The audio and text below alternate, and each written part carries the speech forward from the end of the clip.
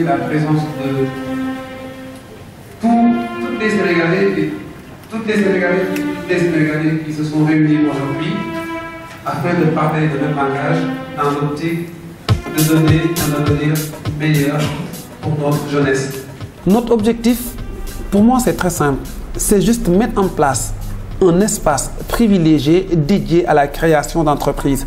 Pour ce faire, avant même de lancer nos activités, nous avons commencé à travailler sur des outils.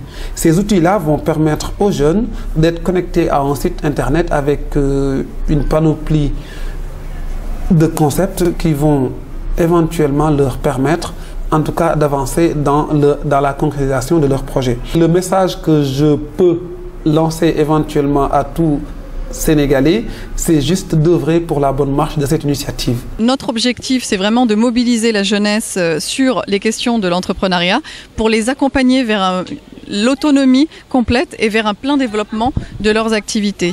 Donc aujourd'hui, nous sommes basés en Côte d'Ivoire. Nous avons effectué toute une série de mesures sur place en faveur de l'entrepreneuriat et de la jeunesse. Notre présence aujourd'hui ici aux côtés de Proxime Jeunes, c'est à la fois un soutien moral, un accompagnement, parce que Proxime Jeunes ainsi que ses fondateurs partagent les mêmes valeurs que Africa Progress quant au développement de l'entrepreneuriat sur l'Afrique de l'Ouest, sur l'Afrique en général et sur la jeunesse. Pour la bonne marche de notre association, nous avons des consultants bénévoles, des formateurs qui nous ont rejoints dans notre combat afin de participer à l'explosion des talents de notre jeunesse. Moi, je suis convaincu que le Sénégal a une jeunesse assez importante, a une jeunesse assez brave, a une jeunesse assez puissante en termes de réflexion. Mais si cette jeunesse-là, on lui offre un cadre privilégié dédié à la création d'entreprises, je pense que l'entrepreneuriat peut avoir une autre dynamique dans notre pays et l'économie peut se développer à partir de ce mécanisme. Les jeunes nous posent énormément de questions et ils ont envie de savoir comment devient-on entrepreneur. Alors, être entrepreneur, c'est un état d'esprit. C'est vraiment se lever le matin avec une vision, avec une ambition, celle de réussir, d'aller au bout.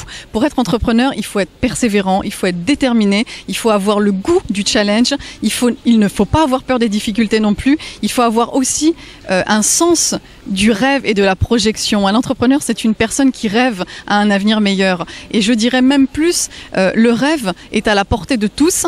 Et un entrepreneur, c'est une personne qui s'imagine un changement radical de vie à travers des idées, à travers un concept. Je vais vous parler en dernier lieu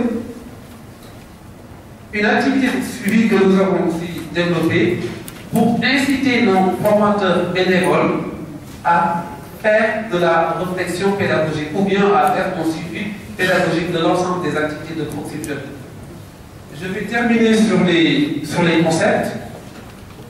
Pour mettre en place toutes ces activités, nous avons pensé qu'il était nécessaire d'orienter notre méthode vers des concepts.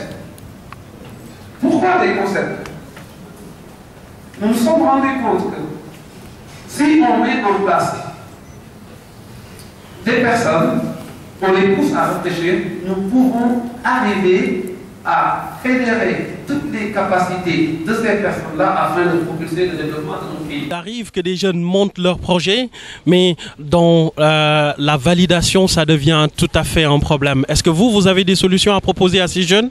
Alors, au niveau de la validation d'un projet, je pense que la première chose à faire, c'est vraiment de s'entourer de personnes qui sont expertes en création d'entreprise, ou en tout cas des personnes qui ont une expertise sur le développement d'entreprise. Pourquoi? Parce qu'un jeune qui crée son entreprise, s'il n'a pas le réseau nécessaire, s'il n'a pas l'accompagnement, il peut vite être découragé. Donc je pense que les premiers conseils à donner à un entrepreneur, un jeune entrepreneur, c'est vraiment d'aller chercher de l'aide, qu'il n'ait pas honte d'aller chercher auprès de structures d'accompagnement, d'ONG, de pourquoi pas aussi d'autres entrepreneurs qui ont peut-être aussi une expérience à lui communiquer, mais c'est de bien s'entourer, c'est très très important pour justement lui permettre de ne pas se décourager, de bénéficier un petit peu de l'expérience des autres et surtout de gagner du temps.